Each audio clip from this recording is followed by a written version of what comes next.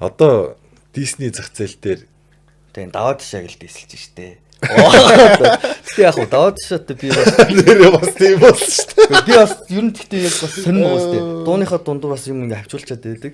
Эсвэл юм өгөөдөөд ч юм уу нэг юм гэлчээд байдаг. Тэр нь тэгээд ингээ хүмүүсийг жоохон гомдоочод байдаг. Тиймэрхүү юмуд байдаг. Тэгээд яг хуу муу санаж тгээгүй шүүгээ. Би саяхан энэ 12 сард шинэ жилийн айгуу тийм ачаалттай үеэр явж байгаад нэг ресторанд нэг тэмдэглэлт өдрөөр би сууж агаад тэгсэн чи яг хажуудлынхын зааланд даваад шид болж. Тэгээ би ингээд сонсоод энэ даваад шид болж. За хайр нөчж уулч тэр. Тэгээ би очиод уулцсан. Ямар ч гэсэн уулзаад bro гэдэг намайг харч гэдэг цааш гинтэйгээ зогсоо гайхаад тэрэнгүүт нь bro хоёлаа ингээд юу ийшэлж байгаа тамхилаад нэг юм яриад гэж яах ч байгаа ингээл цааш бас жоохон сонирн штэ.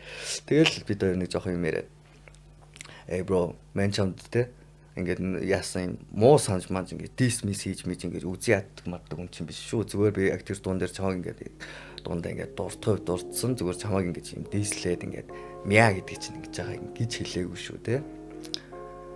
Тэгээд гэлтгсэн чинь за бро ойлголоо. Би бас ингээд таны ингээд те гэл. Тэгэл ярилцсан ерөнхийдөө би зөвхөн хүнтэй тэгээд уулзаад тэгээд очролцсон дээр гэж боддог. Тэгээ бас муугар бити санаж ингэж бити гомдож ингэж яваасаа гээд юм бол таарахын үед таараад тэгээд ярилцсан байгаа.